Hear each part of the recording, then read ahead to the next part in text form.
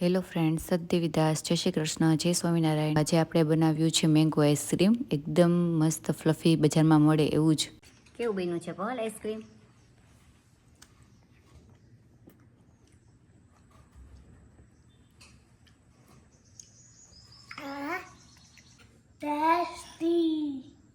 તો આજે આપણે છે ને મેંગોનું આઈસ્ક્રીમ બનાવશું. ખૂબ જ ઓછી વસ્તુથી. એમાં કોઈ આપણે એસેન્સ કે ક્રીમ કે એવું કે વધારે પડતું યુઝ નહીં કરીએ.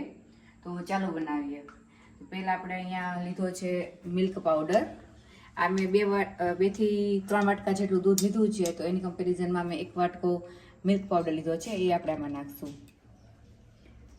આખો વાટકો જ નાખી દે સાથે.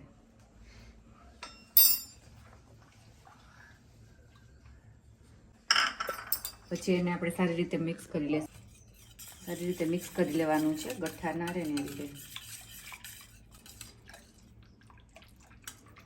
હવે આપણે નાખશું અડધો બાઉલ ખાંડ. ખાંડ તમે વધારે ઓછી કરી શકો, ગળ્યું ખાતા હોય એ મુજબ. બધી એક સાથે નાખી દેતો.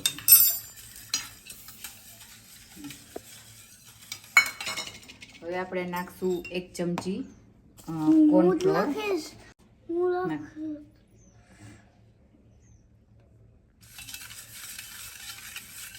વધારે નથી નાખવાનો, 1 ચમચી જ નાખવાનો છે. તો આ રીતે સારી રીતે બધું મિક્સ કરી દેવાનું છે. હવે આપણે સારી રીતે આને ગરમ કરી લેશું. એકદમ ઘટ થાય ને ત્યાં સુધી ગરમ કરવાનું છે.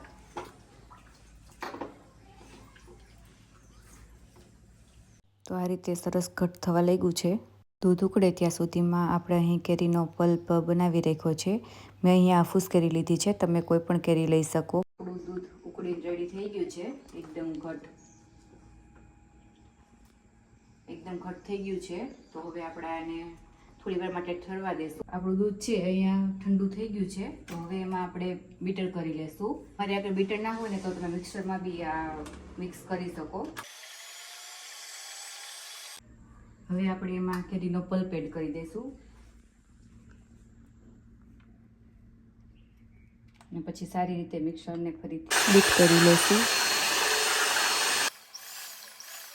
તો આ રીતે સારી રીતે બીટ થઈ ગયું છે. હવે આપણે તેને એરટાઈટ ડબ્બામાં ભરી ફ્રીઝ કરી લઈશું. ડબ્બો હંમેશા એરટાઈટ જ લેવાનો છે. એનાથી અંદર એર પણ નહીં જાય અને અંદર જે બરફના સ્પ્રિંકલ જેવું થાય ને એ પણ નહીં થાય. એટલે ઓલવેઝ એ ધ્યાન રાખવાનું છે કે જે બી તમે ડબ્બો લો ને એ એરટાઈટ લેવાનો છે. તો આ રીતે આપણે મસ્ત ભરી અને પેક કરીને હવે ફ્રીજમાં રાખી દઈશું. હવે આપણે એને 3 થી 4 કલાક માટે લાઇટ ફ્રીજ કરી લઈશું. એકદમ ફ્રીજ નથી કરવાનું, થોડું થોડું ફ્રીજ કરવાનું છે ને પછી ફરીથી પાછું આપણે એને બીટ કરશું. તો આપણું આઈસ્ક્રીમ 3 કલાક પછી સારી રીતે સેટ થઈ ગયું હતું. હવે આપણે ફરીવાર એને બ્લેન્ડ કરી લેશું. તો એને એકદમ જમાવાનું નથી. 3 થી 4 કલાક રાખશો એટલે એ થોડું થોડું ઘટ થઈ જશે. પછી એને ફરીથી બહાર નીકાળીને આ રીતે સારી રીતે એકવાર બ્લેન્ડ કરી લેવાનું છે. તો આપણું આઈસ્ક્રીમ હવે ફાઇનલી બ્લેન્ડ થઈને રેડી થઈ ગયું છે. હવે આપણે ફરીથી એને એરટાઈટ ડબ્બામાં ભરી અને ઉપરથી તમે આની ઉપર કેરીના પીસ, પિસ્તાની કતરણ એવું બી ગાર્નિશિંગ કરી શકો. પણ મારા સનને પસંદ નથી એટલે હું પ્લેન જ રાખું છું. તમે તમારી રીતે ગાર્નિશ કરી શકો. હવે એની ઉપર આપણે ફોઇલ પેપર પણ લગાવી દઈશું એટલે એકદમ પેક થઈ જાય અને એની ઉપર જે બરફના સ્પ્રિંકલ પણ ના આવે અને સરસથી સેટ થઈ જાય. હવે આપણે એને ઓવરનાઇટ ફ્રીજ કરવા માટે રાખી દઈશું. તો 12 થી 15 કલાક માટે ફ્રીઝરમાં રાખવાનું છે. આઈસ્ક્રીમ ઓવરનાઇટ ફ્રીઝ થઈને રેડી થઈ ગયું છે. મેં આખી રાત ફ્રીઝરમાં રહેવા દીધું હતું. હવે જોઈએ કેવું બન્યું છે. આપણે યુટ્યુબમાં જોયું તો બન્યું છે કે નથી બન્યું. તો મસ્ત જામીન રેડી થઈ ગયું છે.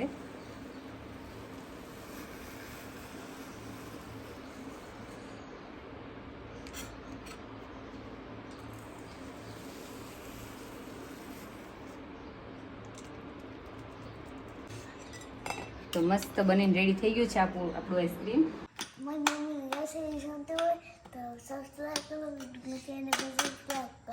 લાઈક કરો, શેર કરો.